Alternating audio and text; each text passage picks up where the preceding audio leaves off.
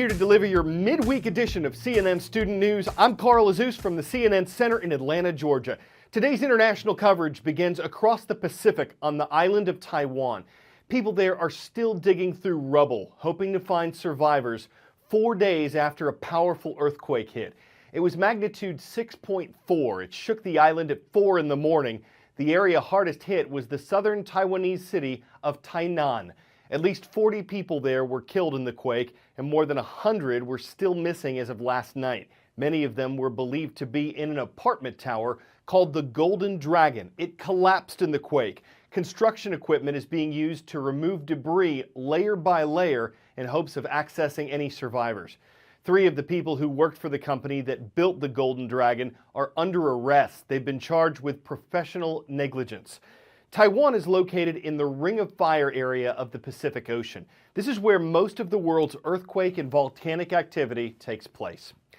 Next to the Caribbean, Haiti is an island country without a leader. This is the poorest nation in the Western Hemisphere. It shares the island of Hispaniola with the Dominican Republic, and Haiti still hasn't recovered from a catastrophic earthquake that struck in 2010. The country's outgoing president was not eligible to run in last year's election. But after it was held, large parts of the population rejected the results. There were accusations of fraud, so no one was designated as Haiti's next leader. Now, the United Nations is joining an international chorus calling for calm and stability. A tense weekend in Port-au-Prince as Haitian President Michel Martelly steps down, ending his 5-year term without a successor.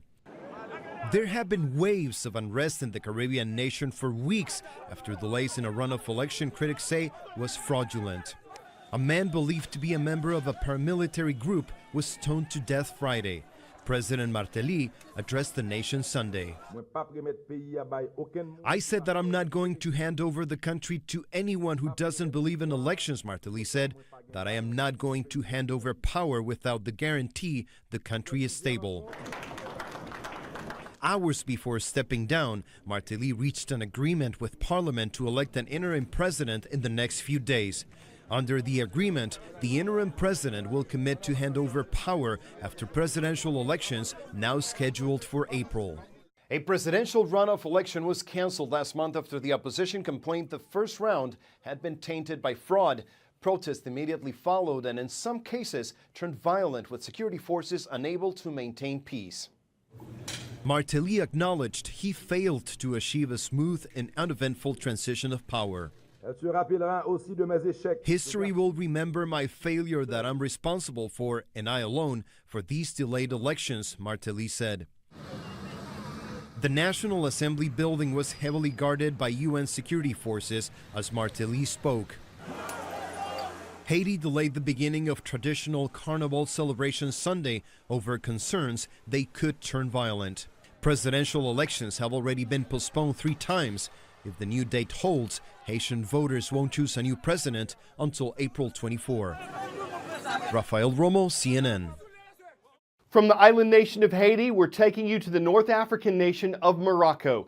It's betting big on a new kind of solar power plant. How big? Well, its mirrors will stretch out over the same amount of land area as the Moroccan capital of Rabat. It is the largest concentrated solar power plant in the world. It was just switched on. It's hoped to produce enough energy to power more than 1 million homes by 2018 when it's finished, and drastically reduce carbon emissions in the area. But one of the downsides of solar energy, it's expensive. This plant costs $765 million to build. That's more expensive than other, more widely used solar panels.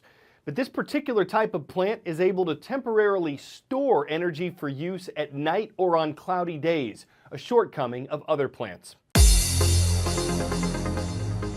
Almost every day, we pick 3 schools for the roll call. Maybe yours is next. Please make one request on each day's transcript page at cnnstudentnews.com.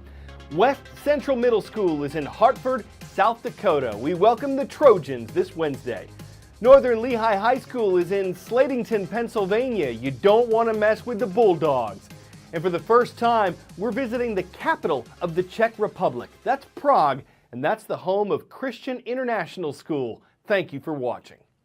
Okay, trivia time. On what part of the body would you find the macula, the aqueous humor, and the sclera? The answer you see is right here. Now, when it comes to technology, it's easy to understand why companies want to know where you shop, where you travel, what you click on. But how much valuable information could be gleaned from knowing what you're looking at? Our eyes are constantly moving, taking in this or that, checking our mobile phones, scanning shop windows. There's always something catching our attention. I'm in Sweden to meet an inventor who's helped track our natural eye movements in all their wondrous detail. And he's used that technology to help us interact with our machines, our gadgetry, by just looking and seeing. So we've invented an eye tracking system that tracks exactly what you're looking at while you're free to move around. John Elvesio is a Swedish physicist. Now 37, he was just 21 when he made his eye-catching breakthrough while looking for something else. He was using a camera to determine the precise flow of objects passing in front of it. As I was doing that, I accidentally turned the camera around and it locked onto my eyes. That's when the idea really came. And this is what Elvesio developed from that revelation, a thin strip of cameras and sensors, the eye tracker. This is embedded into technology like this laptop. Projectors emit twin beams of infrared light into the eyes, creating patterns on the cornea. A camera in the sensor records these patterns and uses this information to work out where our eyes are focused, our so-called gaze point, tracking them as they move. One of the first users was British BMX gold medalist Stephen Murray. He was paralysed from the shoulders down after an accident in 2007. He now uses the technology to run his online business. There are a lot of fascinating applications of eye tracking, but providing help to communicate to people that desperately need it is extremely satisfying. A large shopping centre in Stockholm, like so many others around the world, but one window shopper is a little different. Elvesio is wearing glasses fitted with his eye-tracking technology, and they are recording what grabs him, be it shoes or a baseball cap. The marketing men instantly realise the potential. So they want to know what catches people's eyes? Yes. So companies that work within sales and marketing, big brand owners, they are of course interested in what gets seen and what does not get seen. There are other companies like Samsung developing their own eye-tracking technology for their smartphones. But Elvesio hopes his approach, using infrared light, could be used in our laptops, TVs, and even our cars. In a car, for example, if we know that you're changing lanes and you have not looked over your shoulder, you haven't checked the rear view mirror, we detect that your eyelids are dropping down. You know, that slow after lunch meeting thing, you know? We can act on that.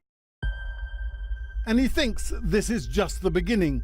Soon all our gadgets, all our machines will know what we want in the blink of an eye.